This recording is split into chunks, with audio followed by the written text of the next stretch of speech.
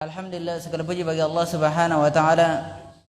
Rasulullah SAW, kita senantiasa dan terus-menerus memuji Allah Subhanahu wa taala atas limpahan rahmat karunia-Nya kepada kita semua, yang tentunya dari karunia kenikmatan-kenikmatan tersebut seorang hamba tidak mampu untuk menghitung darinya.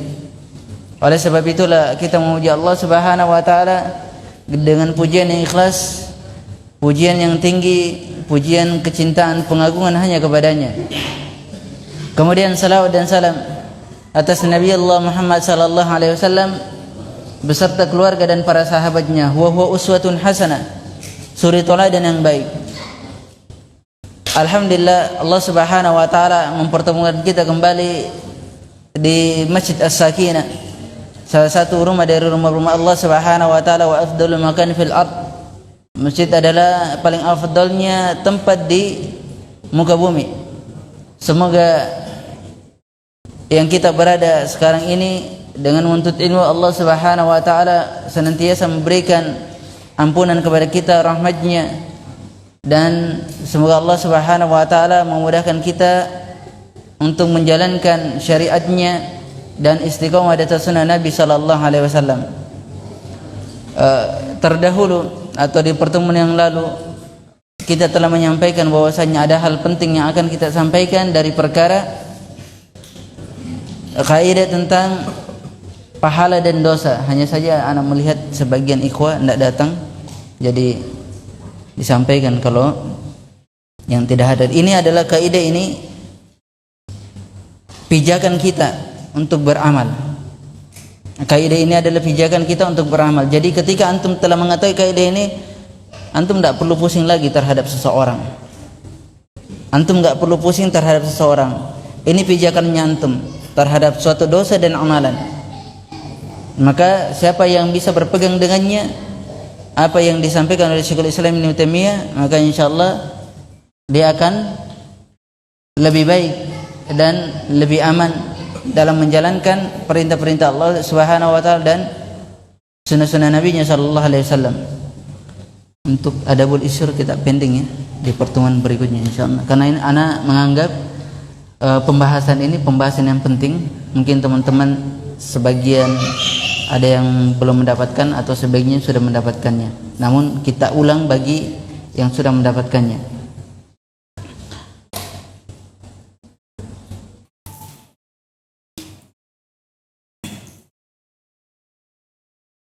Qala al-musannif hafizahullah ta'ala Muhammad bin Hasan al-Jizani.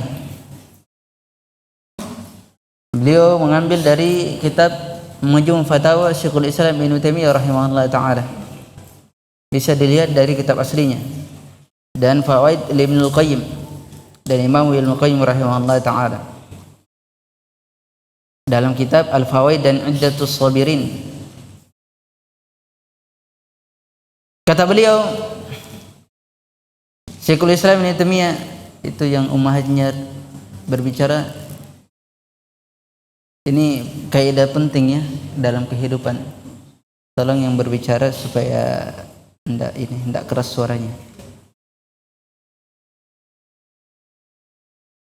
Qala hafizahullah ta'ala anna jinsal fi'lil ma'mur bihi a'damu min jinsi tarki manhil an. Ini kaidah bahwasanya jenis perbuatan yang diperintahkan itu lebih mulia, lebih agung kedudukannya daripada jenis perkara yang dilarang. Ini satu kaidah ya. Jenis perbuatan yang diperintahkan itu lebih mulia, lebih agung kedudukannya daripada jenis meninggalkan larangan. Lebih mulia kedudukannya daripada jenis meninggalkan larangan. Kemudian wa anna jinsa tarki ma'mur bihi a'damu min jinsi fi'lil manhiyu an. Oh ini sudah ya. wa anna jinsa tarkil ma'mur bihi a'dhamu min jinsi fi'li al-manhi an, bahwasanya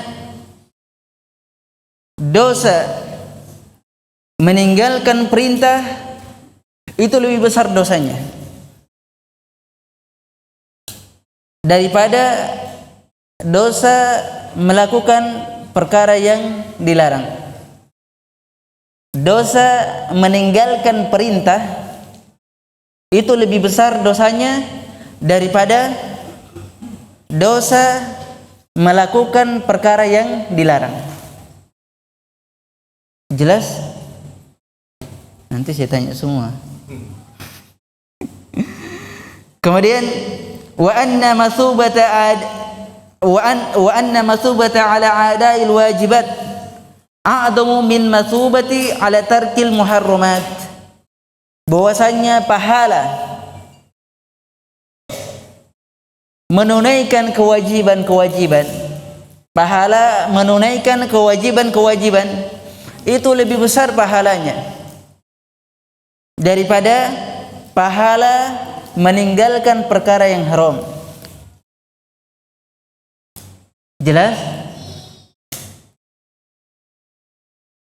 Pahala menunaikan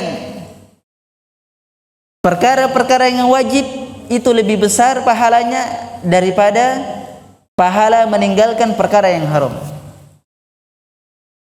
Kemudian kata beliau, wa anna uqubata ala tarkil wajibati a'dhamu min uqubati ala fi'lil muharramat. Kata beliau bahwasanya hukuman meninggalkan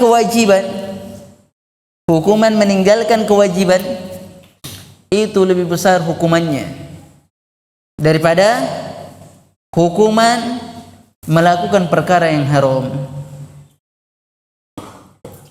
Insyaallah ini kaidah antum terapkan dalam kehidupan aman. Insyaallah. Ini kaidah ana lihat ini ketika kita membuka di Majmu' Fatawa Syekhul Islam Ibnu Taimiyah rahimahullah taala, beliau mengupas tentang la ilaha illallah. Beliau mengupas tentang la ilaha illallah. Hanya saja di sini dasar pijakan dosa dan dasar pijakan apa? Amalan. Dasar pijakan dosa dan dasar pijakan pahala.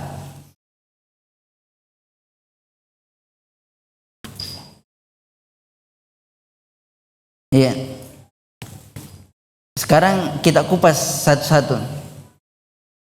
Bahwasanya pahala atau perkara melakukan perbuatan yang diperintahkan itu lebih mulia kedudukannya daripada meninggalkan perkara yang dilarang. Saya kasih contoh. Salat perkara yang diperintahkan atau bukan? Diperintahkan. Berarti dia lebih mulia kedudukannya daripada meninggalkan minum khamar toh? Meninggalkan minum khamar, meninggalkan zina, itu kan pahala juga. Iya kan? Pahala juga, benar tidak? Iya. Jadi mengerjakan apa? Salat itu lebih besar pahalanya daripada meninggalkan perkara itu semua. Sekarang anak dudukan lagi permasalahannya. Menuntut ilmu diperintahkan atau tidak? Apa dalilnya? Talibul ilmi farid, mana perintah di situ?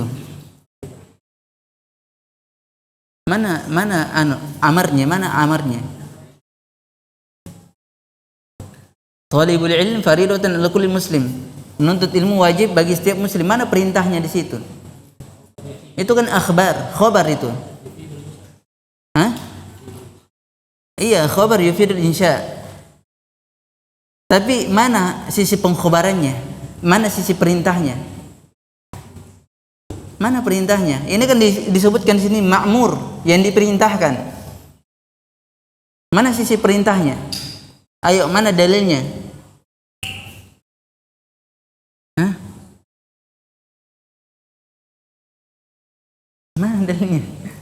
Perintah untuk menuntut ilmu loh. Mana dalilnya perintah untuk menuntut ilmu?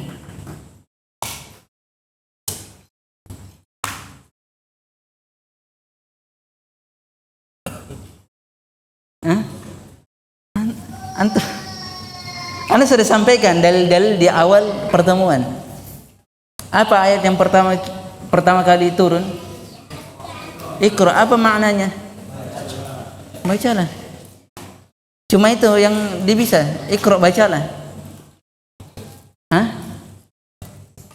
Siapa yang coba diingat? Siapa yang mengingat daripada tafsir, salah satu tafsir dari Iqra?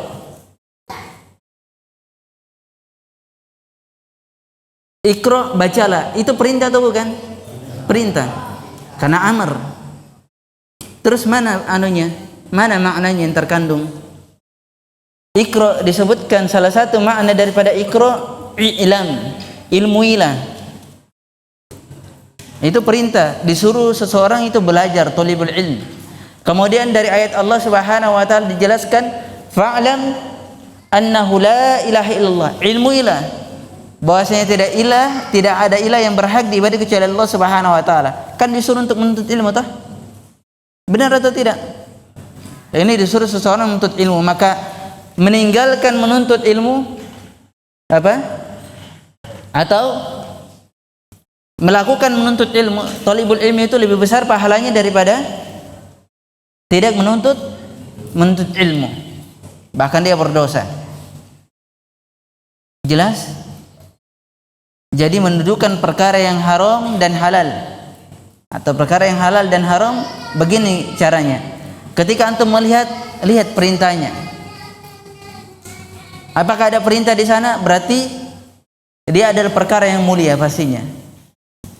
Meninggalkan yang perkara yang haram, dia kedudukannya juga mulia, tapi lebih mulia apa? Perkara yang diperintahkan. Kemudian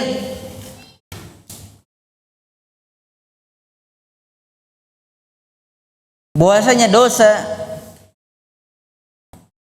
meninggalkan perkara yang diperintahkan lebih besar dosanya daripada dosa mengerjakan perkara yang haram. Iya. Seseorang berzina dan seseorang meninggalkan untuk menuntut ilmu, yang mana lebih besar dosanya? Allah Subhanahu wa taala berfirman, la taqrabuz zina. Jangan kamu dekati zina. Mendekati saja itu sudah berdosa, apalagi masuk di dalam zina. Betul atau tidak kan? Kata Allah, la taqrabuz zina, jangan kamu dekati zina. Artinya engkau mendekati dengan wasilah-wasilah yang ada, seperti HP, wasilah melalui HP. Antum lihat yang telanjang-telanjang di HP itu sudah wasilah untuk zina. Antum dekati sudah jatuh dalam perkara yang haram. Sudah jatuh dalam perkara yang haram. Itu adalah semua wasilah untuk zina. Taqrabu di sini wasilah apa saja yang menghantar kepada zina, maka dihukumi haram. Meskipun itu sandalnya antum. Misalnya antum mau ke tempat maksiat, ya, contohnya di sana ada tempat maksiat, antum gunakan sandal antum tidak bisa kecuali pakai sandal jalannya. Kalau jalan kaki sakit, tapi kalau pakai sandal baru nyaman. Dengan menggunakan sandal tersebut, maka itu dihukumi haram karena wasilah untuk pergi ke maksiat. Jelas? Jadi meninggalkan menuntut ilmu itu lebih besar dosanya daripada bermaksiat kepada Allah Subhanahu wa taala. Iya, kenapa? Kenapa seseorang itu, jika seseorang syaitan, kata Ibnul Qayyim rahimahullah taala dalam kitabnya, syaitan itu yang pertama kali seorang manusia digelincirkan apa? Untuk menuntut ilmu. Kalau dia sudah lewat dari bebas dari menuntut ilmu, seseorang sudah tidak menuntut ilmu, maka syaitan bergembira. Yang lain itu mudah. Mau membunuh, mau melakukan kesyirikan, iya, dia memperkosa atau berzina atau merampok, itu semua bebas karena tidak punya ilmu. Maka itulah yang pertama kali syaitan untuk menggelincirkan apa? hamba-hamba Allah Subhanahu wa taala. Maka penting ini menuntut ilmu. Ini kewajiban, fardu ainin. Bukan fardu kifayah. Fardu kifayah itu mencukupi satu orang. Kalau satu orang menuntut ilmu, kita ini semua bodoh. Iya kan? Karena memang apa? Hukum asalnya manusia itu bodoh. Apa dalilnya? Inna aradna al-amanata 'ala as-samawati wal ard wal jibala fa abaynah. Terus fa abaynaha wa asfaqna minha wa hamalaha al-insan innahu kana dhuluman jahula. Kata Allah Subhanahu wa taala, kami berikan kepada langit dan bumi amanah untuk memikul amanah tersebut. Gunung-gunung yang besar, langit yang besar, bumi yang besar, gunung-gunung yang besar untuk memikul amanah. Namun mereka enggan, tidak mau, dan mereka khawatir untuk tidak bisa menunaikan amanah tersebut. Namun manusia memikul amanah tersebut. Sungguh manusia ini amat zalim dan bodoh. Hukum asal manusia itu bodoh. Maka disuruh fa'alam, ilmuilah. Ilmui tentang Allah Subhanahu wa taala.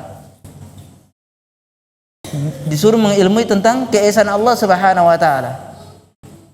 Jelas? Jadi meninggalkan menuntut ilmu jangan anggap remeh. Dosanya sangat besar. Daripada engkau melakukan perkara-perkara yang haram. Ya jelasnya, orang mafhumnya, orang yang meninggalkan menuntut ilmu pasti dia melakukan dosa. Karena kenapa? Karena dia bodoh tentang syariat, iya kan? Dia kena dua, meninggalkan menuntut ilmu, kemudian dia terjerumus dari dosa lagi. Na'udzubillah. Berkali lipat dari dosa yang dia dapati.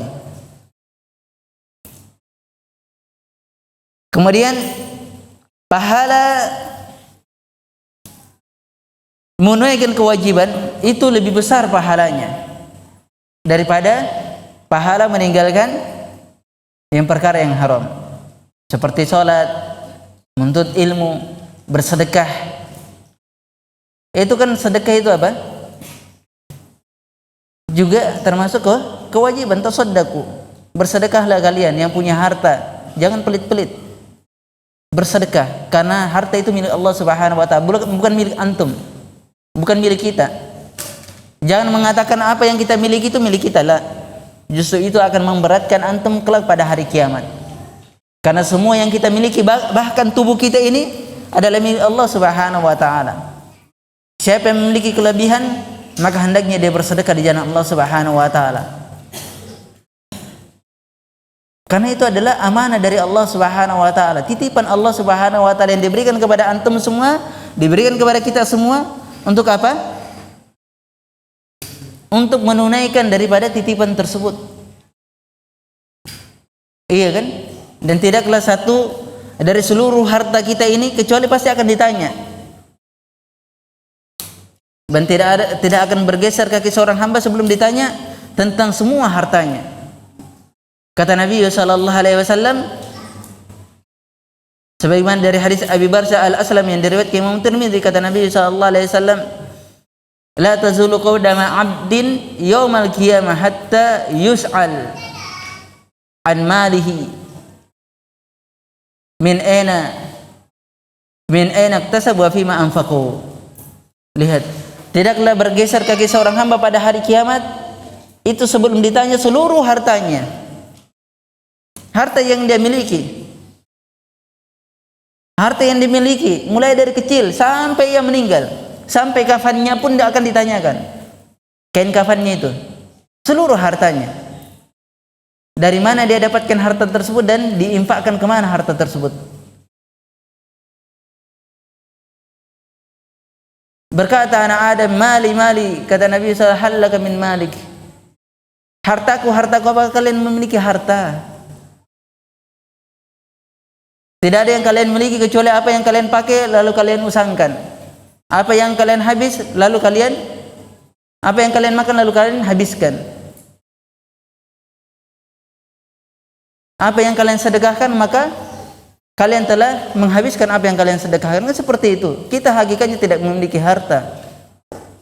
Kita ini hanya dituntut untuk menunaikan amanah Allah Subhanahu wa taala. Semua apa yang ada pada tubuh kita yang kita miliki, baik istri, anak, semua itu akan dituntut kelak. Karena itu adalah amanah. Maka apa yang kita miliki sedekahkanlah sebisa mungkin. Nabi SAW memperingatkan, ittaqun nar walau bisikkin tamar. Takutlah kalian kepada api neraka meskipun sebongkah kurma. Faman lam yajid fa bi kalimatin thayyibah. Siapa yang tidak bisa mendapatkan untuk berinfak sebongkah kurma, maka hendaknya dia berucap dengan ucapan yang baik. Itu adalah sedekah. Fa kalimatun thayyibah sedekah. Kalimat yang baik itu sedekah. Yang susah adalah kita diberikan harta oleh Allah Subhanahu wa taala menahan harta tersebut. Na'udzubillah. Siapa yang paling rugi pada hari kiamat? Siapa yang paling rugi pada hari kiamat?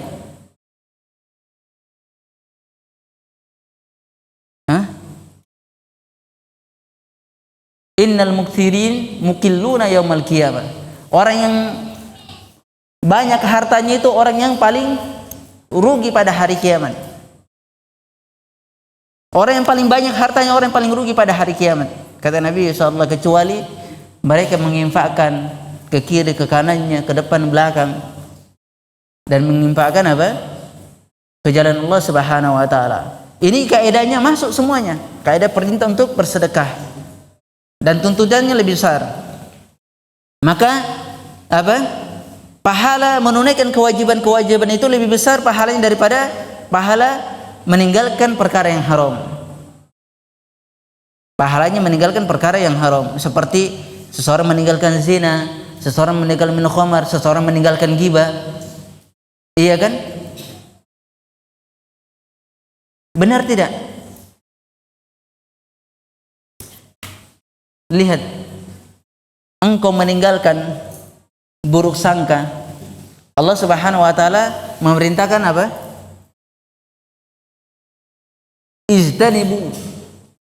Perintah untuk meninggalkan apa? Buruk sangka. Ijtanibu katsiran minadh-dhann. Jauhilah prasangka-prasangkaan buruk. Pahalanya besar atau tidak? Besar. Karena kenapa? Perintah. Perintah kan? Maka dia lebih besar pahalanya daripada engkau meninggalkan itu ghibah. Daripada engkau meninggalkan ghibah. Maka perintah untuk meninggalkan buruk sangka, perintah meninggalkan buruk sangka itu lebih besar pahalanya daripada engkau meninggalkan ghibah. Namun kedua-duanya adalah pahala yang berkaitan erat. Masya Allah. Ini digandengkan antara perintah dan larangannya. Kemudian bahwasanya hukuman wa anal uqubata ala tarkil wajibat a'dham min uqubati ala fi'lil muharramat.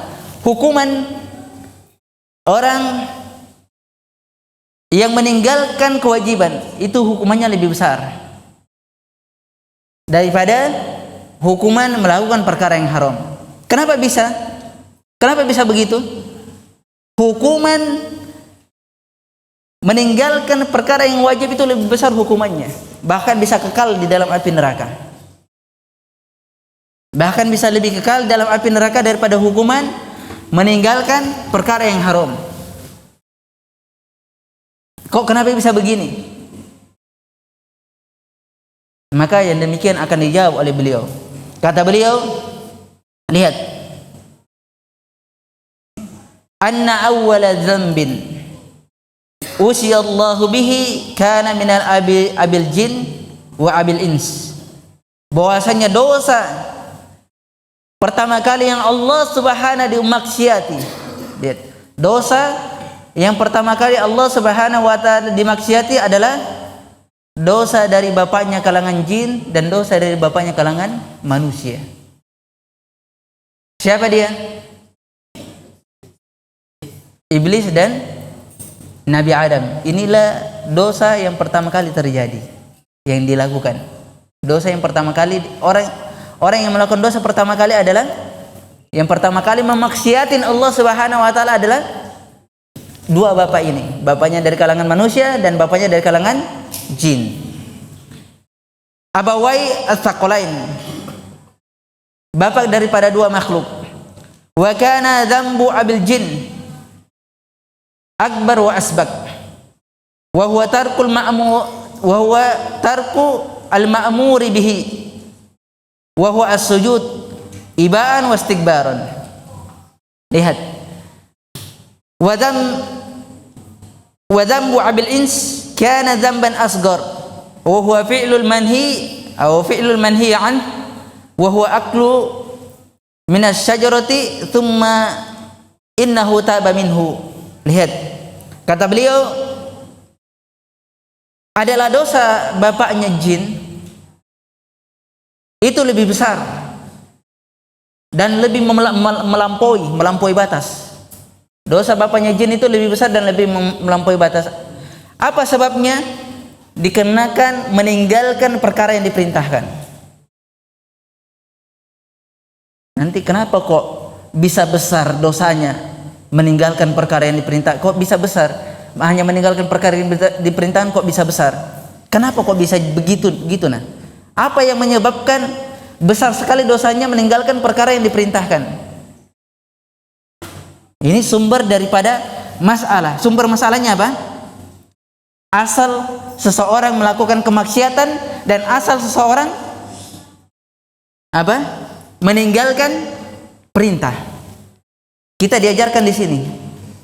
Diajarkan tentang asal seseorang melakukan kemaksiatan dan asal seseorang meninggalkan perintah dan melakukanlah larangan. Jelas? Beliau mengatakan adalah dosa bapaknya jin itu lebih besar dan lebih melampaui daripada dosa bapaknya manusia. Dosa bapaknya jin kenapa lebih besar? Karena dia meninggalkan perkara yang diperintahkan. Wa huwa sujud. Disuruh sujud namun enggan sebagai bentuk pemuliaan, bukan bentuk pengagungan atau adalah bentuk penghormatan. Bukan bentuk pengagungan. Apa dalilnya? Wa id kunna lil malaikati isjudu li Adam fasajadu.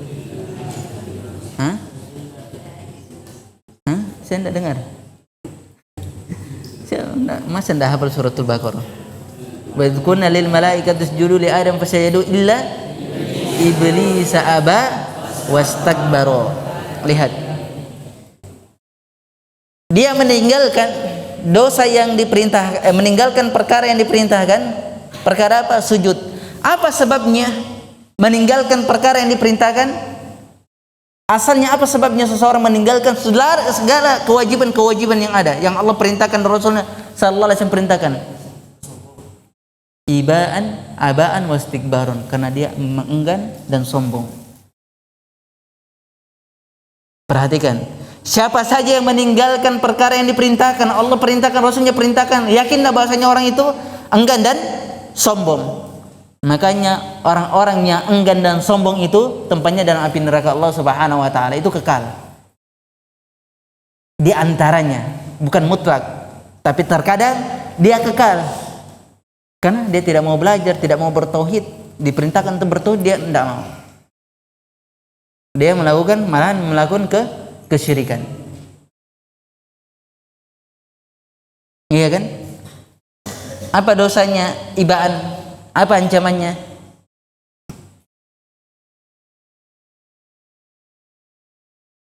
Kesombongan itu apa dalilnya? Lihat, kata Nabi sallallahu alaihi wasallam, la yadkhulul jannah man indahu fi qalbihi mithqalu dzarratin min kibrin. Ini dirinci, tidak akan masuk surga orang yang ada dalam hatinya memiliki kesombongan, meskipun itu sebiji sawi, dzarrah. Kemudian apa yang dimaksud dengan kesombongan? Apa sebabnya munculnya kesombongan itu? Apa yang menyebabkan muncul kesombongan?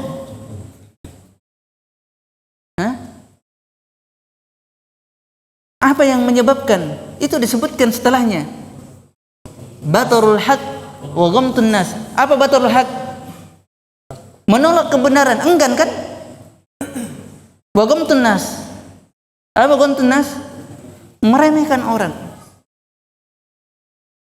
Orang-orang yang seperti ini dia meremehkan manusia, kawannya, gurunya, syekhnya dia remehkan, itu bagian daripada kesombongan. Antum masuk daripada sifat yang disifatkan dengan iblis, laknatullah. Ini jangan dianggap remeh sedikit pun. Siapapun yang antum berguru kepada dia, jangan sedikit antum ada sifat kesombongan, enggan untuk berada atau apa sih gurunya ini? Itu saja yang disampaikan. Meremehkan dia. Belum tentu antum lebih mulia dari dia. Itu adalah sifat kesombongan. Apalagi antum menganggap remeh dia cuma belajarnya di Indonesia. Kalau dia di Indonesia enggak masalah. Yang penting dia istiqomah dan memberikan ilmu yang bermanfaat. Memberikan ilmu yang bermanfaat. Siapapun dari seorang guru, seorang teman, seorang kawan, syekh, alim ulama, jangan antum pernah menganggap remeh kedudukannya. Karena ketika antum menganggap remeh sedikit pun, maka itu adalah bentuk kesombongan.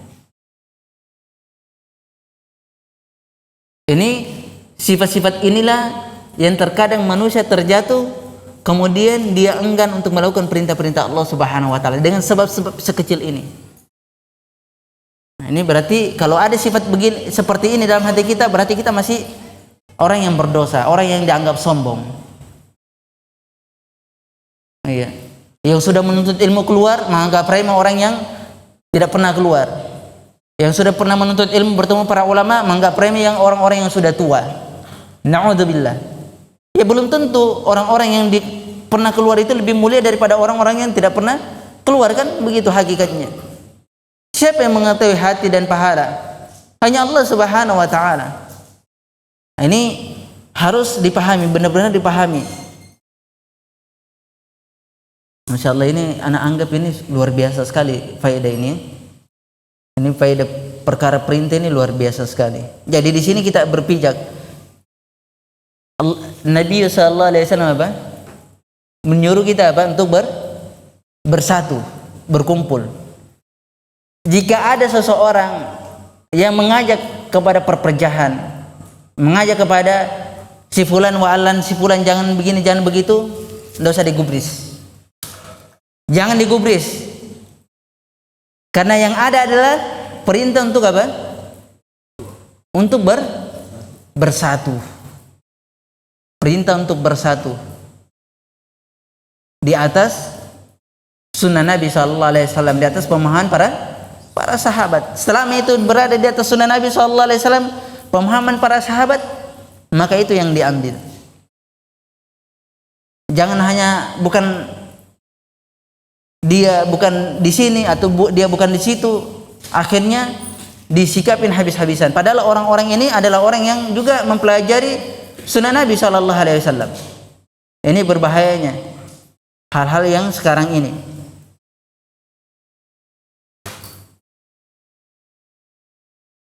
Seseorang juga dianjurkan untuk apa? Bersaudara tuh. Iya. Benar tuh. Muslim itu kan sesama muslim yang bersaudara tuh. Bahkan dianjurkan, diperintahkan. Maka perintah untuk bersaudara itu lebih mulia kedudukannya daripada membuat seseorang itu berselisih. Benar tidak? Apa perintahnya bersaudara? Aduh, ini belum selesai ini. Nanti kita lanjut, kita kembangkan lagi insyaallah. Kemudian wa dzamba abil ins, dan dosa bapaknya manusia adalah dosa yang kecil. Kenapa dosa kecil? Karena dia melakukan perbuatan apa? Perbuatan yang apa? Yang dilarang. Perbuatan yang dilarang. Apa perbuatan yang dilarang? Makan daripada daripada daripada pohon yang dilarang oleh Allah Subhanahu wa taala. Ada yang mengatakan itu adalah buah khuldi. Kemudian dia bertobat. Perhatikan di sini. Perhatikan ini renungan bagi kita semua. Nabi Adam alaihissalam, Allah Subhanahu wa taala mengatakan la taqrabu hadhihi syajarah. Jangan kamu dekati pohon ini. Hanya dikatakan jangan kamu dekati pohon ini. Kemudian Nabi Adam sallallahu alaihi wasallam itu mendekati dan memakan buahnya. Hanya memakan buah. Nabi Adam alaihissalam dikeluarkan dari surga Allah Subhanahu wa taala. Loh, kita ini loh, perkara haram yang banyak sekali yang kita lakukan, bukan hanya memakan yang dilarang oleh Allah Subhanahu wa taala, bahkan melampaui batas. Masih menginginkan surga Allah Subhanahu wa taala. Bagaimana pikirannya? Bagaimana kita punya pikiran yang seperti ini? Banyak melakukan dosa tapi menginginkan surga Allah, itu menghayal namanya. Iya kan? Betapa tinggi hayalan kita. Nabi Adam alaihissalam sebagai contoh, hanya memakan buah yang Allah Subhanahu wa taala larang, kemudian dia dikeluarkan dari surga.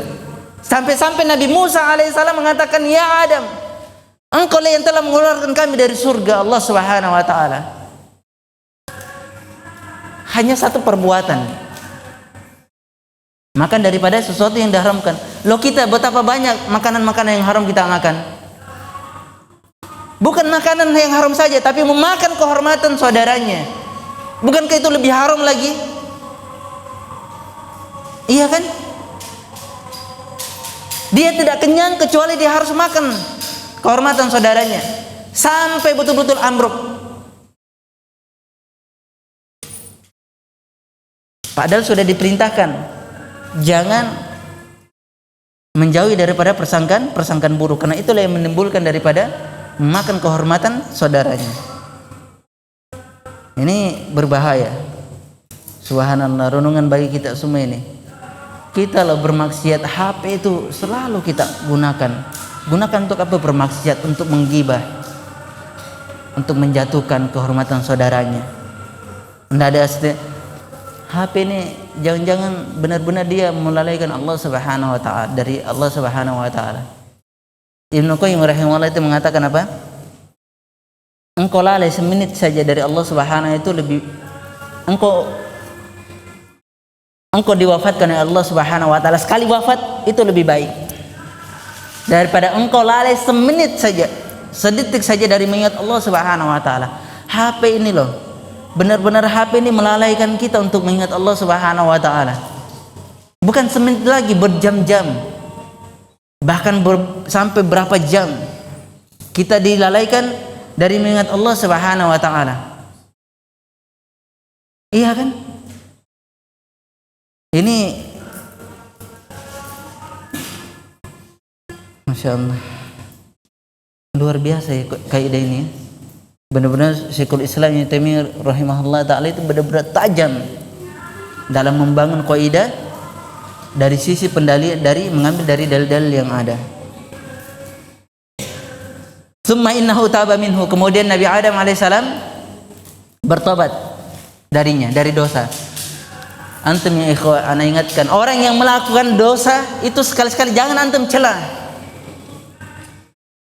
tapi diajak untuk bertobat kepada Allah Subhanahu wa taala. Begitu ajaran Allah Subhanahu wa taala, ajaran Nabi sallallahu alaihi wasallam. Lihat ketika Nabi Adam alaihissalam melakukan dosa, melanggar perintah, orang yang melakukan dosa jangan langsung dihajar, dihardik, dicela.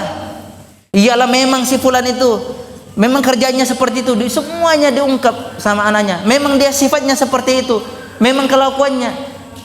Apa yang antum celah dengan dia? Dia ini orang yang melakukan dosa, ada sebabnya dia melakukan dosa, dan ada sebabnya pula dia melanggar perintah. Jangan orang yang melakukan dosa itu benar-benar dikucilkan, sampai-sampai tidak dianggap sebagai saudara.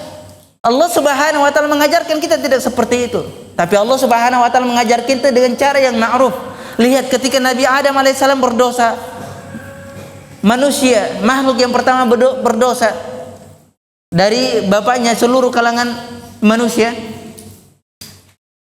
Apa yang Allah Subhanahu wa taala katakan kepada Nabi Adam? Apakah dicela, memang kamu ini pelanggar aturan? Memang kamu ini tidak tahu diri, sudah diciptakan tapi masih melanggar? Pernah tidak Allah Subhanahu wa taala mengatakan yang demikian? Tidak, justru Allah Subhanahu wa taala memberikan kepada Adam alaihissalam apa? Fatalaqqa Adama rabbuhu bikalimatin fataba alaihi. Allah Subhanahu wa taala memberikan kalimat-kalimat kepada Nabi Adam alaihissalam agar dia bertobat dengan kalimat tersebut. Jadi ketika seseorang berdosa, diberikan kalimat-kalimat untuk kembali kepada Allah Subhanahu wa taala, bertobat. Jangan dia dihancurkan sampai sehancur-hancurnya. Dia punya masalah antara satu dan yang lain, kemudian dihardik, dicela, dijatuhkan kehormatannya. Tidak seperti itu caranya. Orang yang melakukan dosa diajak kepada kalimat Allah Subhanahu wa taala agar dia kembali kepada Allah Subhanahu wa taala. Allah itu adalah zat yang memberikan contoh kepada kita bagaimana cara seseorang melakukan dosa, kemudian diajarkan dia untuk kembali kepadanya. Iya kan? Sekarang di zaman kita, karena kita tidak sekumpuh apa ya? Sekumpuh itu kalau bahasa Kalimantan. Sekumpuh itu kita bukan sekelompok, kelompok pula. Kelompok ini bukan Ahlussunnah itu bukan kelompok. Kita bukan satu tempat lah. Ya, kita bukan satu tempat dia melihat daripada apa? Kesalahan-kesalahan yang ada dari dosa disikapin habis-habisan. Na'udzubillah. Ini bukan ajaran dari Nabi sallallahu alaihi wasallam. Nabi sallallahu alaihi wasallam ketika ada sahabatnya melakukan dosa, tidak pernah Nabi sallallahu alaihi wasallam mencela mereka. Justru diajarkan agar mereka kembali kepada Allah Subhanahu wa taala. Pernah tidak antum dapatkan dari sejarah Nabi sallallahu alaihi wasallam sahabatnya ketika melakukan dosa mereka dicela? Itu tidak ada satupun antum dapati sejarah yang seperti itu. Kecuali orang-orang yang setelah Nabi sallallahu alaihi wasallam dan para sahabatnya. Apalagi di zaman sekarang ini, jangan dibilang. Itu namanya antum sudah dari timur ke barat, ujung dunia. Iya, internet kan? Internet sudah mendunia kan? Timur, barat, utara, selatan sudah mendapatkan semuanya.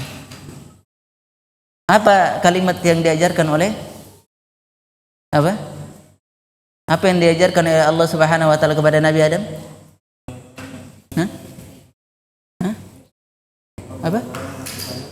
Apa? Ahsan. Kalimat yang diajarkan Nabi Adam alaihissalam, Allah mengajarkan kalimat kepadanya apa? Rabbana zalamna anfusana wa illam taghfir lana wa tarhamna lanakunanna minal khasirin. Wahai Rabb kami, sesungguhnya kami menzalimi diri kami sendiri. Karena memang hukum asalnya manusia itu zalim.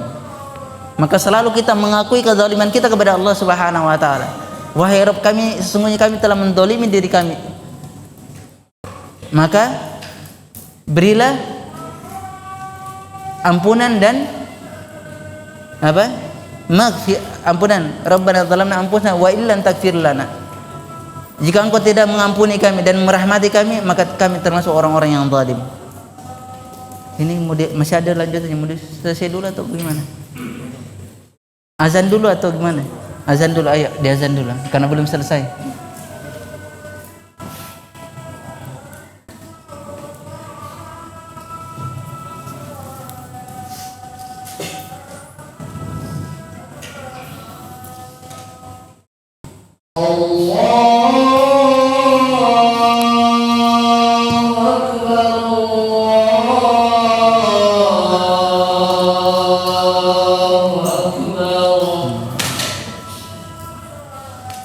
Allah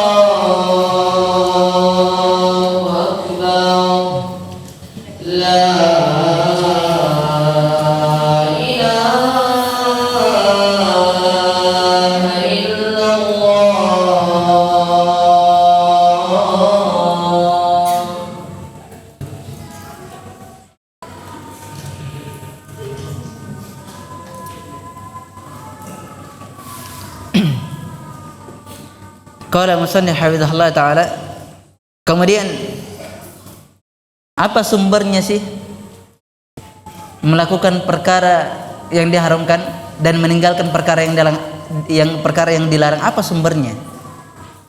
Iya kan? Ya kan kita telah jelaskan tadi bahwasanya meninggalkan perkara yang dilarang dan diperintahkan itu sebabnya apa? Ada sebab. Sebabnya meninggalkan perkara yang diperintahkan apa sebabnya? Abaan wastikbaron. Enggan dan sombong. Itu sebabnya. Kemudian melakukan perkara yang diharamkan apa sebabnya? Hah? Apa sebabnya? Melakukan perkara ini melakukan sebab perkara yang diharamkan. Apa sebabnya? Nafsu. Nafsu. Sebabnya kita akan sebutkan dan dia juga menjadi sumber. Kata beliau, anna dzamba irtikabi an-nahi masdaruhu fil ghalib syahwa wal hajah. Bahwasanya sumber melakukan perkara yang dilarang, sumber melakukan perkara yang diharamkan atau perkara yang dilarang, apa sumbernya? Kebanyakannya adalah karena syahwat dan hajah, kebutuhan, karena mengikuti syahwatnya. Orang yang berzina karena syahwat dan kebutuhan biologis. Orang yang minum khamar karena syahwat. Orang yang mencela karena apa? Syahwat. Itu nanti bisa dibedakan. Kemudian orang yang melakukan apa? pencurian, perampokan, apa sebabnya? Haja. Orang yang berdusta,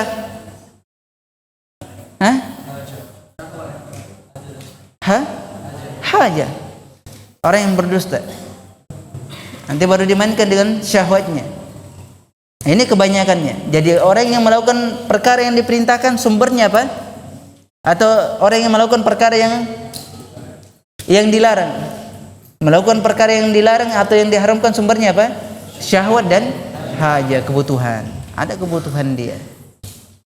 Jadi orang yang butuh itu tidak dicela. Lihat kisahnya Ibnu Mas'ud radhiyallahu anhu. Ibnu Mas'ud ketika melihat sekumpulan kelompok rame-rame, dia mendatangi. Ada apa yang terjadi? Ada apa, kata Ibnu Mas'ud radhiyallahu anhu? Orang-orang memukuli orang tersebut. Kenapa kalian memukulinya? Dia mengatakan si fulan ini mencuri begini dan begitu, seterusnya. Akhirnya mereka memukulnya. Kata Ibnu Mas'ud, disampaikan kepada mereka, maukah kalian aku jelaskan tentang perkara orang ini? Kata mereka, iya, jelaskan kepada kami.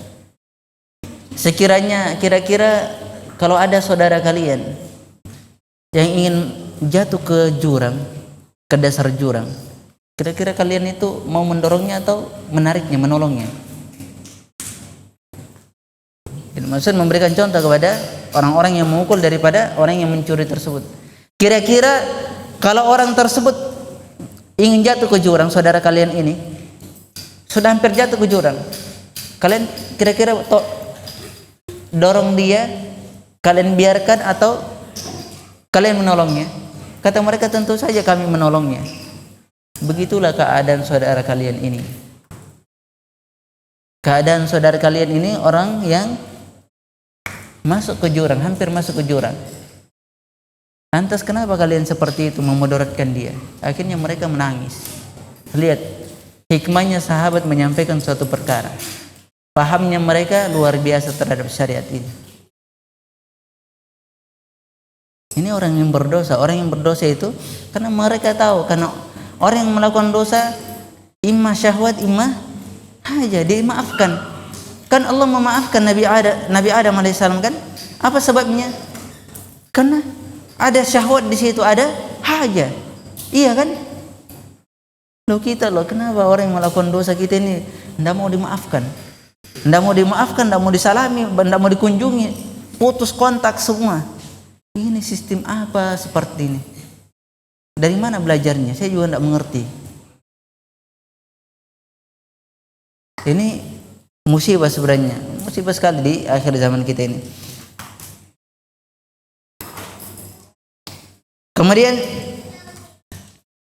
wadambu atau wadamba tarkil amri masdaruhu fil ghalib al-kibr wal izzah. Dan dosa meninggalkan perintah itu sumbernya kebanyakannya apa? Kesombongan dan izzah, keras kepala, kesombongan. Iya. Ya, kata ahli fasdu ya, biasanya kalau orang-orang yang asam urat biasanya keras kepala. Ini dapat faedah dari ahli fasdu, master fasdu. Jadi kata beliau, ini faedah yang bisa kita sampaikan. Mungkin wallahu taala alam. Cuma beliau menyampaikan bahasanya orang-orang yang keras kepala apa? Nanti kebanyakan penyakit apa? Asam urat. Nah ini orang-orang yang terkena asam urat ini boleh mengoreksi dirinya sendiri. Ya, belajar pasti juga ada faedahnya, masya Allah. Nah, ini bukan promosi ini ya, tapi sebagian faedah yang disampaikan. Kemudian wala yadkhulul jannah man fi qalbihi mithqalu dzarratin min kibrin, dan tidak akan masuk ke dalam surga orang yang di dalam hatinya ada sebesar biji sawi kesombongan di dalamnya. Itu tidak akan masuk ke dalam surga. Nabi SAW telah menegaskan hal yang demikian. Wa yadkhuluha man mata ala tauhid wa in zana wa saraqa. Dan masuk ke dalam surga orang-orang yang meninggal di atas tauhid meskipun apa? Meskipun dia apa? Berzina dan mencuri. Itu sampai Abi Dzar, Abu Darda. Yadkhulul jannah man qala la ilaha illallah. Masuk surga orang yang mengucapkan la ilaha illallah. Tapi mengucapkan di sini mengilmui ya. Karena di situ ayat ditegaskan fa'alam annahu la ilaha illa ilmuilah, tidak ada ilah yang berhak diibadahi kecuali Allah Subhanahu wa taala. Bukan hanya mengucapkan saja, karena banyak sekali orang yang mengucapkan la ilaha illallah tapi jatuh dalam kesyirikan. Karena dia tidak mengilmui kalimat tersebut. Ini juga penting. Ya, sudah kita ajarkan ya syarat rukun maknanya belum? Ini juga penting. Syarat rukun makna, konsekuensinya, muqtadanya. Nanti insyaallah kita sampaikan. Atau ustadz yang mengajarkan apa? Tauhid. Ada ustadz yang mengajarkan tauhid ya? Minta sama dia. Kemudian meskipun dia berzina, lihat Abu Darda. Nabi SAW mengatakan demikian. Kata Abu Darda dari salah satu riwayat, dan siapa? Abu Dzar, ya Rasulullah, wa in sarqa wa in zana wa sarqa atau sarqa wa in sana au zariqa au sarqa au sarqa. Ya Rasulullah, meskipun dia berzina dan mencuri. Kata Nabi, meskipun dia mencuri. Kata Abu Dzar atau Abu Darda, ya Rasulullah, meskipun dia berzina dan mencuri. Meskipun dia berzina dan mencuri. Meskipun dia berzina dan mencuri, Rasulullah, dia masuk ke dalam surga. Orang yang mengucapkan la ilaha illallah dengan ilmu, meskipun dia berzina dan mencuri, dia akan masuk ke dalam surga Allah Subhanahu wa taala meskipun engkau tidak menyukainya. Subhanallah. Ya, kenikmatan. Kemudian ini faedah pentingnya, saya baca cepat, enggak apa-apa. Kata beliau, wa annal maqsuda min irsalir rusul ta'atul mursili, bahwasanya maksud dari diutusnya para rasul adalah agar mentaati para rasul tersebut. Allah Subhanahu wa taala mengutus mereka agar ditaatin, apa yang disampaikan dibenarkan dan ditaati Nabi sallallahu alaihi wasallam. Begitu kan tadi cara taat kepada rasul kan? Ta'atu fima amar wajnabu fima naha anhu wa tasdiqu fima akhbar. Itu kan beriman kepada Nabi kan? 3. Taat terhadap apa yang diperintahkan oleh Nabi, kemudian menjauhi yang diperintahkan, taat kepada apa yang diperintahkan oleh Nabi dan menjauhi apa yang dilarang oleh Nabi sallallahu alaihi wasallam, kemudian membenarkan pengkhabarannya. Begitu tadi cara orang beriman kepada Nabi sallallahu alaihi wasallam. Itu disebutkan dalam kitab Ushul Tsalatsa. Ini babnya murojaah. Antum sudah belajar, nanti kita babnya murojaah. Wala tahsulu illa bintisali awamir, dan tidaklah terhasilkan taat kepada para rasul kecuali mencontohi apa yang diperintahkan, mencontohi mereka. Wa min tamamil intisal al awamir wala wazimihi al ijtinabu nawahi, termasuk kesempurnaan mentaati, mencontohi perintah Nabi sallallahu alaihi wasallam, termasuk kesempurnaan mentaati perintah, mencontohi Nabi sallallahu alaihi wasallam adalah lawazimnya, keharusannya menjauhi larangan-larangan. Itu mengharuskan. Jadi orang yang taat kepada Nabi, lawazimnya ada keharusan meninggalkan larangannya. Jangan perintah saja, larangan tetap dikerjakan, tidak. Atau jangan larangan dia kerjakan, perintah ditinggalkan. Ini lebih berbahaya lagi, akan disebutkan setelahnya. Kata beliau, walihada law ijtanaba al-manahi wa lam yaf'al ma umira bihi lam yakun muti'an. Lihat, oleh sebab ini seandainya dia meninggalkan perkara-perkara yang dilarang,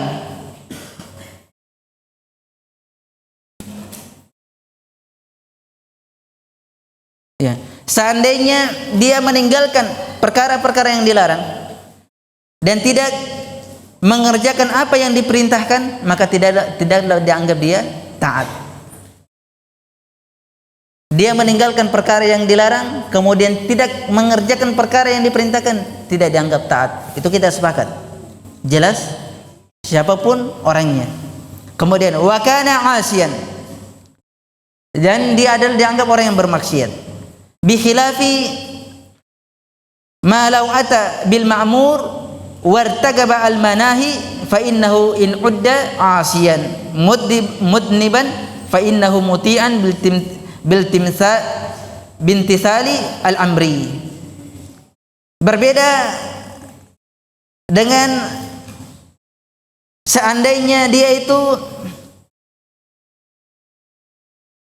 melakukan perkara yang diperintahkan. Berbeda orang yang melakukan perkara yang diperintahkan, kemudian dia juga melakukan perkara yang diharamkan, atau dia mengerjakan perintah-perintah dan juga dia mengerjakan perkara yang dilarang, maka ini dianggap orang yang bermaksiat, berdosa, tapi dia itu dianggap taat. Dia dianggap taat. Jadi orang yang melakukan perkara yang diperintahkan, kemudian dia melakukan perkara yang diharamkan, dia dianggap orang yang bermaksiat kepada Allah Subhanahu wa taala, berdosa, tapi tetap dianggap orang yang taat. Berbeda dengan hal yang pertama. Orang yang pertama apa? Meninggalkan perkara yang dilarang dan tidak mengerjakan perkara yang diperintahkan. Mutlak dia tidak dianggap taat. Kemudian asin bertikabin nahyi. Dia bermaksiat karena melakukan perkara yang diharamkan, yang dilarang. Bermaksiat, dia dikatakan bermaksiat karena dia melakukan perkara yang dilarang. Tapi dia dikatakan taat karena melakukan perkara yang diperintahkan. Bikhilafi, lihat, bikhilafi tarkil amri fa innahu la yu'addu muti'an bijtinabi manhiyatil khassah. Berbeda dengan orang yang meninggalkan perkara yang diperintahkan. Berbeda dengan orang yang meninggalkan perkara yang diperintahkan. Maka dia dianggap bermaksiat meskipun dia meninggalkan perkara yang diharamkan. Lihat, berbeda dengan orang yang meninggalkan perkara yang diperintahkan, namun dia juga meninggalkan perkara yang diharamkan. Apakah dia dianggap orang yang taat? Tidak dianggap orang yang taat. Yang dianggap orang yang taat adalah dia melakukan perkara yang diperintahkan, meskipun dia melakukan perkara yang dilarang, tapi dia tetap dianggap taat. Ini ada 3 bentuk. Bentuk yang pertama yang disebutkan oleh beliau adalah dia meninggalkan perkara yang diperintahkan, kemudian dia meninggalkan perkara yang dilarang, atau dia meninggalkan perkara yang diperintahkan, namun dia tidak melakukan perkara yang dia meninggalkan perkara yang dilarang, namun dia tidak melakukan perkara yang diperintahkan, maka dianggap bermaksiat. Jelas? Ini satu bentuk. Kemudian bentuk yang kedua adalah dia melakukan perkara yang diperintahkan, namun dia juga melakukan perkara yang diharamkan, yang dilarang, maka ini dianggap orang yang taat. Dianggap orang yang taat. Kemudian yang ketiga adalah orang yang meninggalkan perintah dan orang yang meninggalkan larangan. Orang yang meninggalkan perintah dan orang yang meninggalkan larangan, apakah tetap dianggap orang yang taat? Atau orang yang meninggalkan perintah dan orang yang meninggalkan larangan tetap dianggap bermaksiat kepada Allah? Tidak.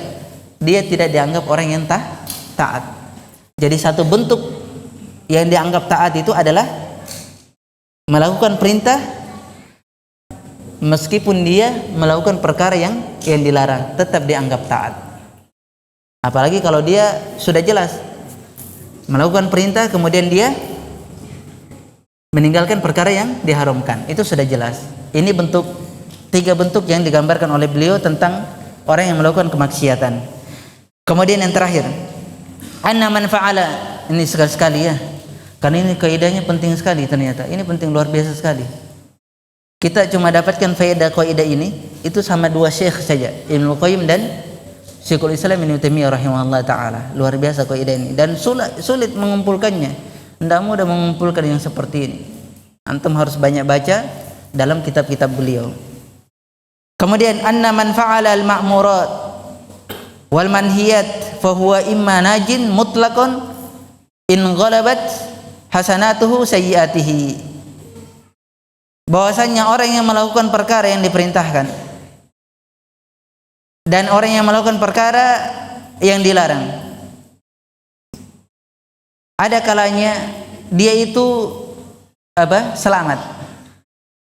Orang yang melakukan dosa dan orang yang melakukan amalan-amalan, ada kalanya dia selamat mutlak. Kenapa selamat mutlak? Jika kebaikan-kebaikannya itu mengalahkan keburukannya. Iya kan? Jika kebaikan-kebaikannya mengalahkan keburukannya, maka insyaallah dia selamat. Kemudian imma najin ba'da an yu'khadha minhul haqq wa yu'aqibu ala sayyiatihi. Dan ada kalanya dia juga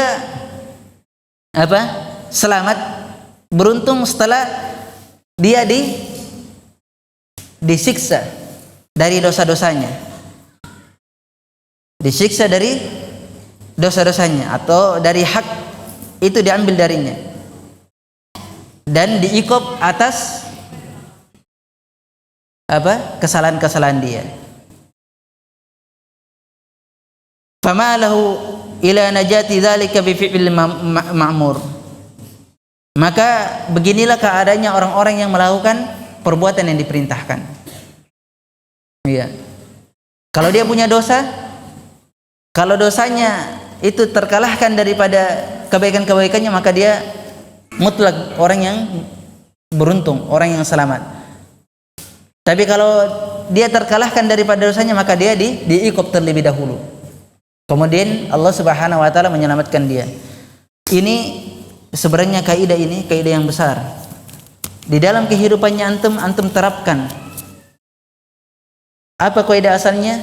Kaidah asalnya kita sampaikan bahwasanya segala perbuatan yang diperintahkan perkara yang lebih mulia daripada meninggalkan perkara yang diharamkan. Pahalanya lebih besar, kedudukannya lebih besar, pahalanya lebih besar terhadap terhadap perkara yang diperintahkan, dan dosanya dan pahalanya lebih sedikit meninggalkan perkara yang diharamkan, dan kedudukannya juga lebih kecil dari perkara yang dilarang. Tapi hukumannya lebih besar. Dari sisi pahala dan dosa itu luar biasa, tapi hukumannya juga lebih besar. Orang yang meninggalkan perkara yang diperintahkan, hukumannya lebih besar. Kemudian sumber, ini kesimpulan saya simpulkan lagi. Kemudian sumber daripada melakukan dosa adalah enggan dan sombong. Sumber daripada meninggalkan perintah adalah enggan dan sombong, dan sumber melakukan dosa adalah syahwat dan hajah. Syahwat dan hajah. Nah, seperti itulah daripada kesimpulan kaidah tersebut. Jadi siapapun antum lihat yang melakukan dosa, timbang dua perkara ini. Ima dia ada syahwat di situ atau hajah, maka jangan dihardik, jangan dicela, disuruh dia kembali kepada Allah Subhanahu wa taala. Tapi kalau memang antum lihat orang yang sombong, disuruh ta'lim, saya tidak mau. Ngapain ta'lim sama itu gurunya? Tidak ada urusan gurunya itu. Begini dan begitu. Nah, ini adalah bentuk kesombongan. Benar, bentuk kesombongan. Karena belajar itu kan perintah.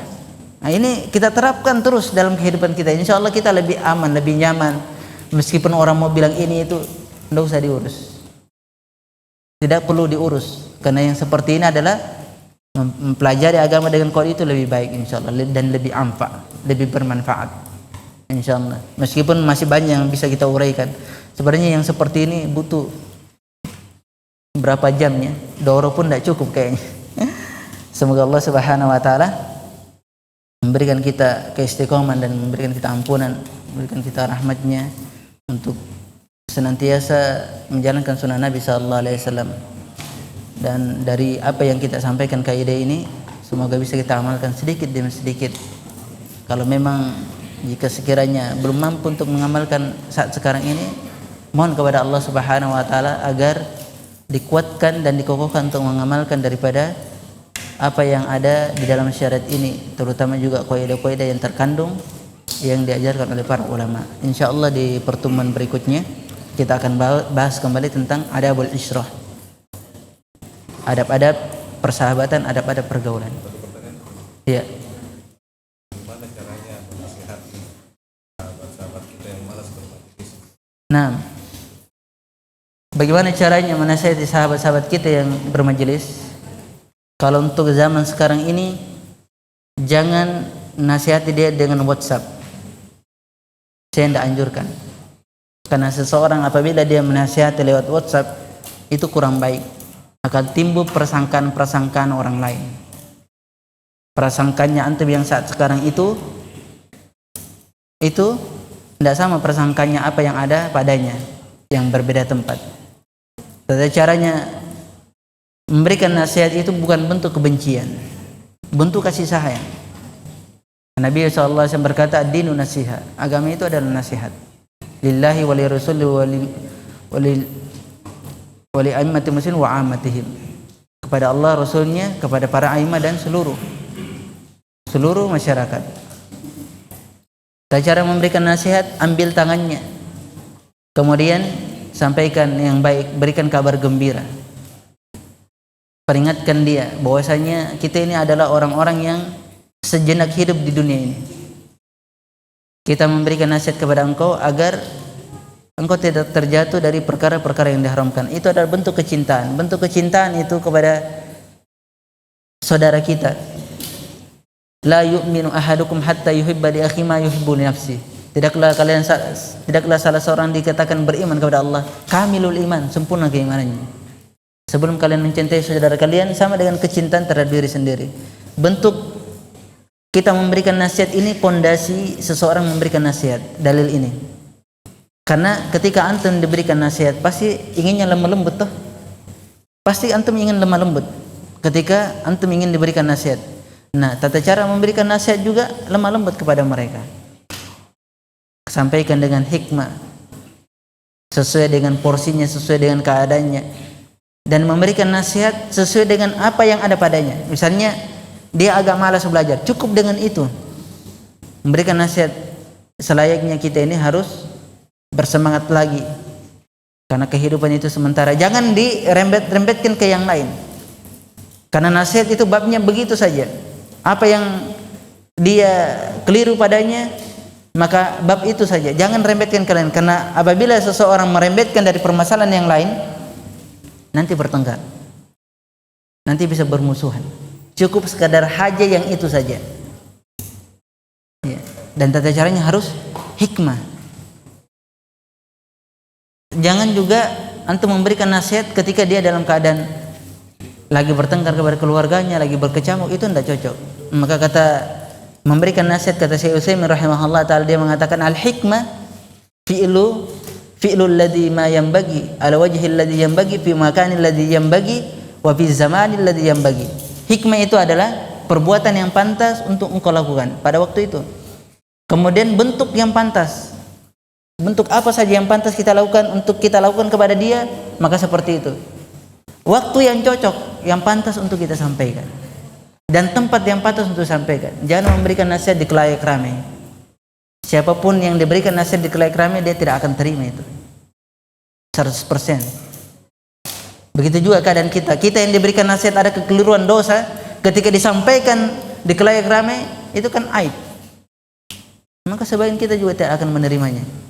Maka hendaknya nasihat itu disampaikan apa? Dengan sirriyah, dengan rahasia antara dia dengan engkau, kemudian Allah Subhanahu wa taala jadi saksinya. Kan begitu. Itulah sifat seorang mukmin, bukan memberikan nasihat setelah itu diumbar kemana-mana sampai YouTube, sampai sebenarnya saya juga malas sebenarnya.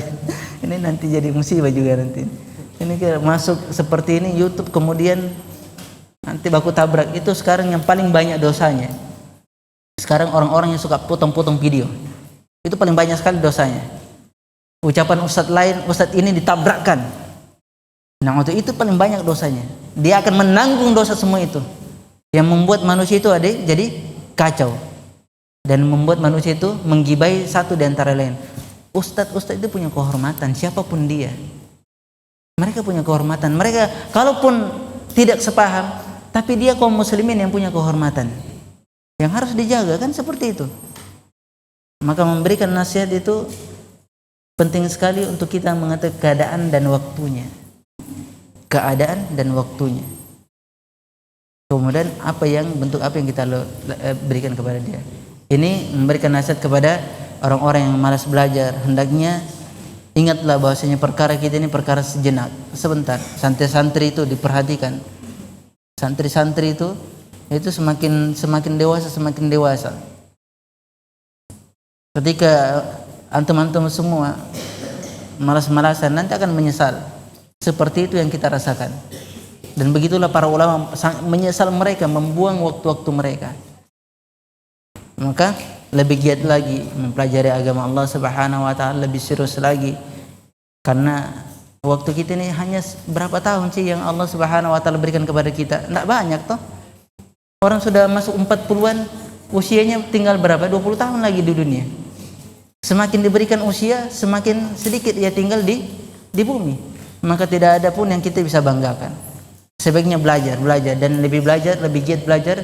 Itulah yang bisa kita mendapatkan hasilnya kelak pada hari kiamat dengan amalan jariah. Menyebarkan ilmu itu lebih bermanfaat. Menyebarkan ilmu itu lebih bermanfaat daripada segalanya. Salah tauhid. Khairun nas anfa'ul nas. Sebaik-baik manusia adalah yang memberikan manfaat kepada manusia. Apa sebaik-baik manusia? Memberikan ilmu. Memberikan nasihat agar dia kembali ke jalan Allah Subhanahu wa taala untuk menuntut ilmu. Dan itu yang dituntut. Nah, ini ada 3 ini. Mau dibagi? Ini ada 3 bagian. Siapa? Bisa ditunjuk ya? Atau ditunjuk? Itu yang suka main-main saja, itu yang songkok putih, yang baju putih. Iya, catat tadi. Jangan catatannya. Siapa? Jangan dipinjamkan. Enggak, pakai hafalannya. Coba, apa kaidahnya tadi?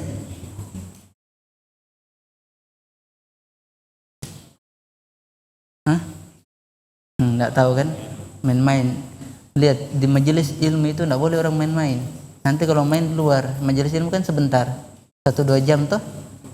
Nah, kalau seorang di majelis itu ada, kalau mau main di luar ada masanya, itu main itu banyak sekali, tapi kita ini sebentar saja, paling 1 jam, 2 jam itu paling lama sekali majelis ilmu. Pas sudah gelisah yang lainnya, kita juga gelisah.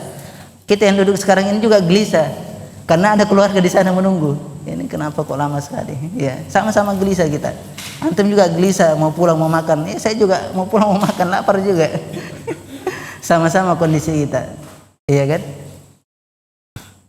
Ayo, siapa yang ini? Jangan. Coba itu yang dekat tiang. Iya, yang peci putih. Tambahan hadiah Ustaz. Oh, masya Allah, banyak sekali hadiahnya. Ayo, peci putih. Apa kaidahnya? Besok para santri, setiap siapapun gurunya, kalau ingin bermanfaat ilmu yang antum dapatkan, tulis ilmu itu. Quyidal ilm bil kitabah. Tulislah ilmu itu, ikatlah ilmu dengan tulisan. Karena insya Allah mungkin 10 tahun lagi itu insya Allah akan bermanfaat sama antum. Guru ana, dia cerita ke ana, dia tidak paham sama sekali ilmu nahwu. Guru ana yang sekarang sudah masya Allah sudah jadi syekh besar di Masjid Haram sana, dia kisahkan ke ana ana tufatus tania, dia tidak paham. Dia kitab itu sampai dia banting, dia bilang. Saya banting itu kitab. Akhirnya dengan itu mulai saya menulis apa yang disampaikan guru, menulis. Akhirnya ketika saya sudah menyelesaikan daripada studi-studi yang ada, saya kembali, ternyata catatan anak itu lebih bermanfaat, banyak sekali manfaatnya. Akhirnya dia ambil dari manfaat-manfaat catatan dia. Subhanallah, catatan yang tidak pernah dia dapatkan kecuali dari gurunya dia. Siapapun gurunya, bukan yang di sini saja, gurunya siapapun catat apa yang saya minta. Ayo, siapa yang mencatat? Jangan salah-salah ya. Coba, siapa namanya antum ini yang baju merah? Iya, siapa? Angga, coba Angga. Kaidahnya, sebutkan kaidahnya. Dihafal? Enggak, coba sebutkan kaidahnya.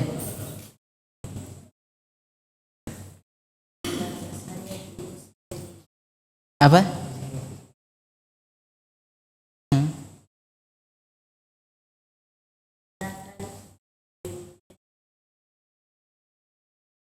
Nah, terus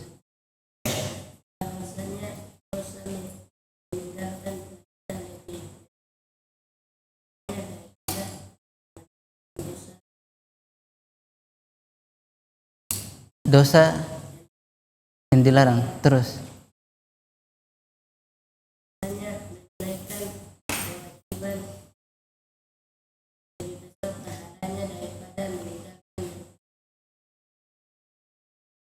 yang haram yang dilarang, iya, terus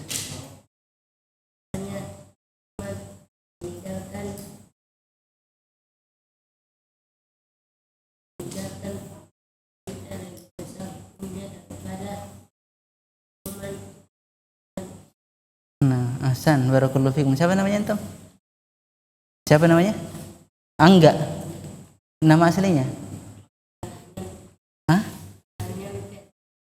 Nyampe itu. Anu ya, Kobila ya. Kobila dari mana? Ayo. Ambil. Santri saja, untuk santri ya, untuk ikhwan, untuk umum. Siapa dari bapak-bapaknya? Ayo Pak, ini ada sarung. Sumber daripada meninggalkan perkara yang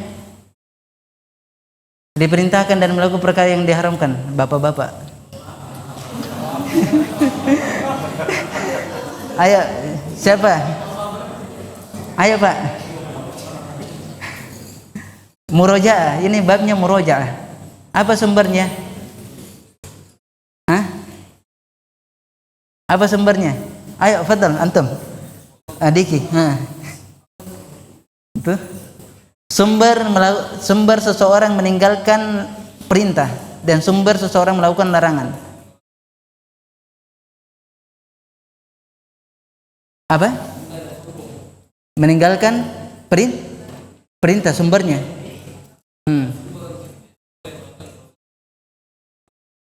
Syahwat dan haja. Ahsan. Ambil.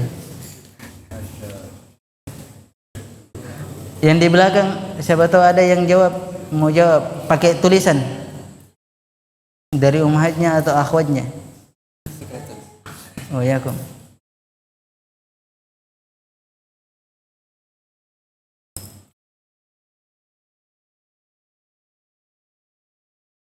Saya lupa satu faedah.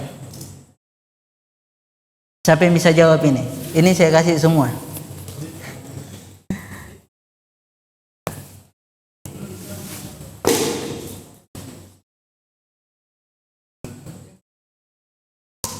Dosa ini saya belum ini ya. Siapa yang tahu kesimpulannya, dia dapat ini semuanya. Saya berikan dulu, saya lemparkan dulu yang di belakang, di balik hijab. Kalau ada yang menulis. Dosa apakah yang pertama kali terjadi?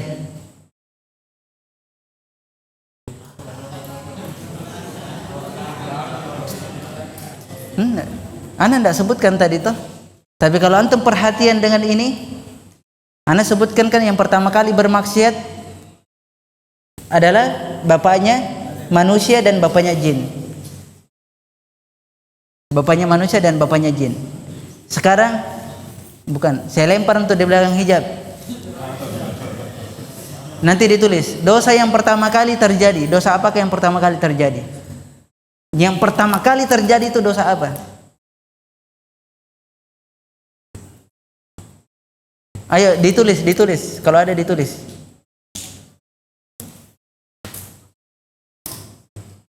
Agak malam nggak apa-apa ini.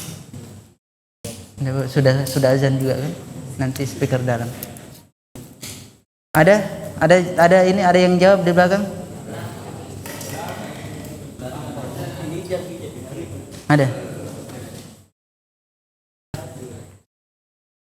Sini jangan dibaca sini.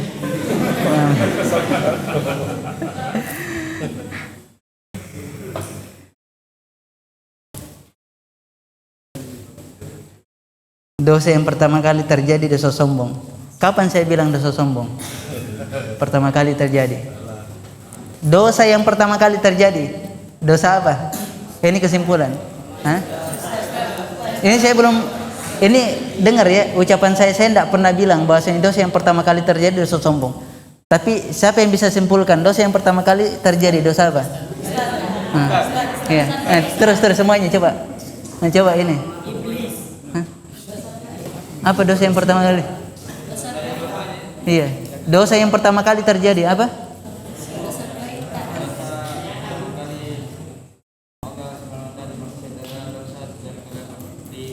Bukan. Iya. Ngarit. Iya.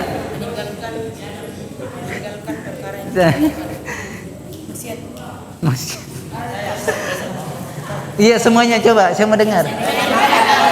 Hah? Bermacam-macam ini. Coba itu yang angkat tangan itu. Iya.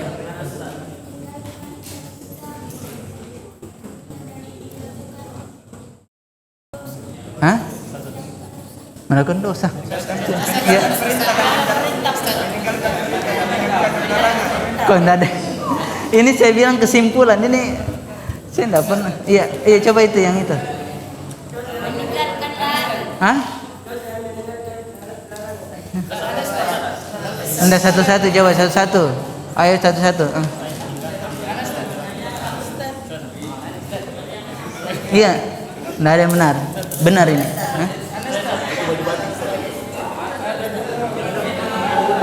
Hah? Nabi Adam memakan bukhul di. Kesimpulan, saya tidak pernah sebutkan. Iya, antum. Dosa pertama kali itu bapaknya iblis, dia tidak sujud kepada Adam. Dia tidak sujud.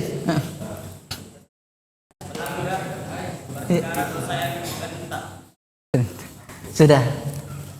Yang jelasnya dosa yang pertama kali terjadi ini benar. Ini yang jawabannya ini Masya Allah. Dosa yang pertama kali terjadi, Anda tidak sebutkan, tapi kesimpulan. Ini disebutkan oleh Ibnu Katsir rahimahullah ta'ala. Dosa yang pertama kali terjadi, itu adalah kesombongan. Ada tidak kesombongan saya sebutkan, dosa yang pertama kali terjadi, itu tidak pernah saya sebutkan. Tapi kesimpulan daripada semua ini, disebutkan oleh Ibnu Katsir rahimahullah ta'ala dari tafsirnya, bahwasanya dosa yang pertama kali terjadi adalah kesombongan. Tapi yang pertama kali, Allah dimaksiati adalah apa? Apa? Bapak iblis. Tapi yang melakukan dosa siapa? Enggak, pertama kali yang memaksiat kepada Allah Subhanahu adalah apa? Iblis. Iya kan? Sama bapaknya manusia. Nabi Adam alaihissalam. Kemudian perbuatan apa yang dia lakukan? Iblis. Tidak mau sujud kepada Adam. Itu perbuatannya. Tapi yang terjadi dosa pertama kali apa? Sombong. Itu dia. Ini kasih hadiahnya nih ya, yang di belakang. Insyaallah.